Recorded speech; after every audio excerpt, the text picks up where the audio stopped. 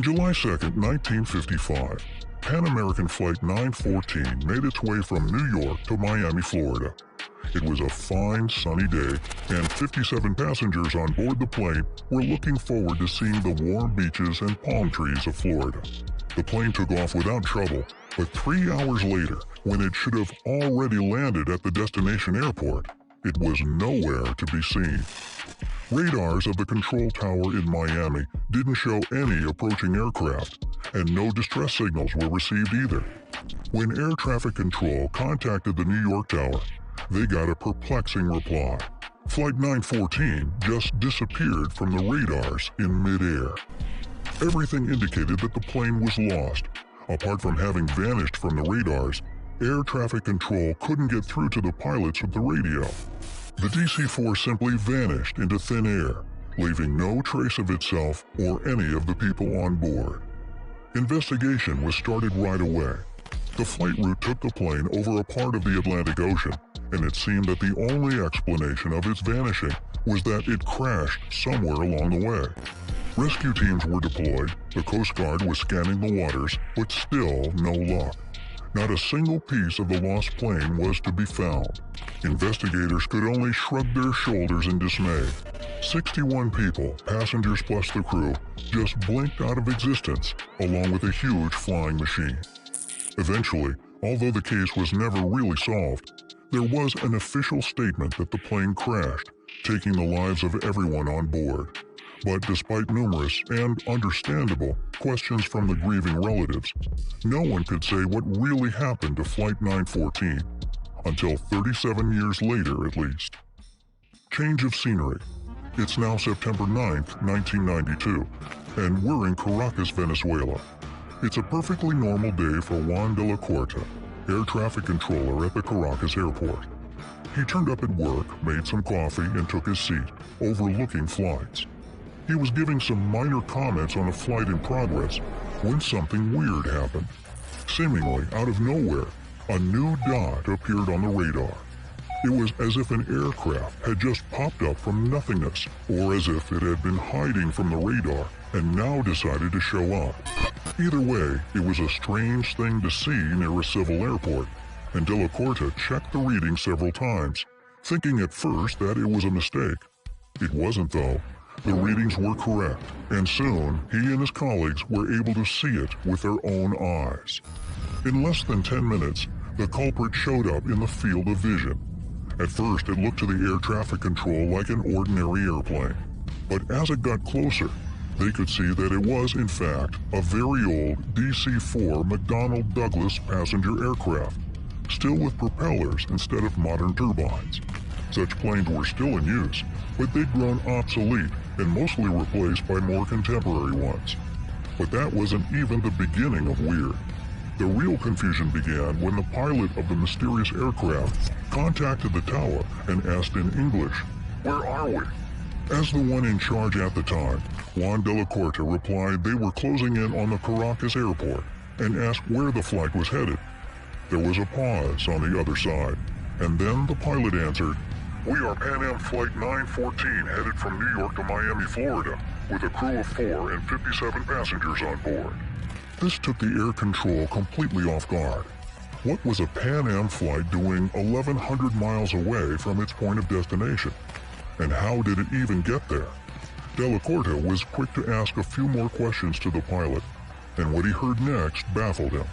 The pilot said his flight was scheduled to land at the Miami airport at 9:55 a.m. on July 2nd, 1955. Now it was time for the tower to fall into silence. Before asking anything else, not to make matters worse, air control cleared the plane for landing. De La Corte didn't know what to make of the pilot's words. Perhaps he thought he went insane, but that was irrelevant since there were people on board the mystery airplane. He had to make sure they landed safely, and decided he would ask questions when they did. Ground units were immediately called to assist the plane and the passengers, and it landed without trouble. Having relaxed a little bit, Juan finally decided to ask something that bothered him. "Did you know today is May 21st, 1992? Another pause that ensued told him it was a huge mistake to say that. As the ground crew approached the airplane, The pilot's bewildered voice on the radio said, "What are you talking about?" When Delacorte heard that, he knew he would have to order security guards to go to the plane and escort the passengers and the crew. However, as they were moving towards the aircraft, the pilot did something nobody expected. Juan heard the flight captain's panicky voice saying, "No, stay away, we're leaving now."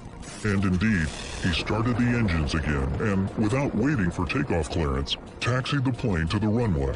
Juan tried to stop him over the radio, telling him he was creating a dangerous situation, but the pilot didn't respond.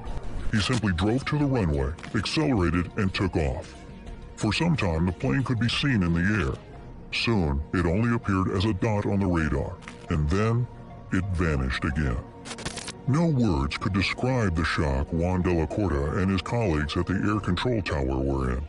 They had just seen an old airplane appearing out of nowhere, the pilot telling them he was headed to Miami, and before they could do anything, it flew away again, only to disappear in thin air like it had been a collective hallucination. No trace was found of that plane ever again, and to this day, no one can explain what happened that morning in Caracas. Smell that? Smells kind of fishy, right? I must say, though, there's much dispute about the credibility of this event. Back in 1985, a tabloid called Weekly World News was the first to cover this story. And yes, I just said 1985, 7 years before the most popular version appeared. Later, the same newspaper retold the story twice more, only with other details, and with 1992 set as the date of the time-traveling aircraft appearing in the future.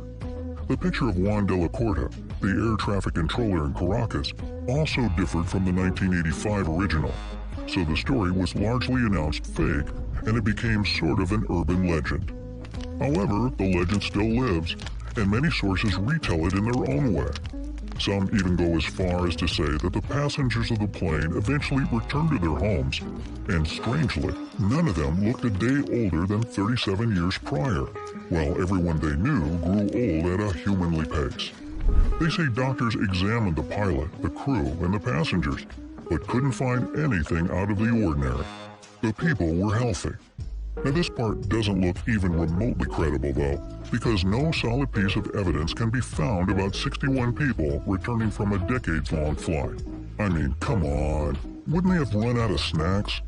One thing that keeps popping up on the internet and piquing the interest of paranormal enthusiasts is a small pocket calendar that somehow was left on the Caracas airport runway when the notorious plane took off. The thing about it is that it's from 1955, and allegedly remains the only artifact of that weird encounter.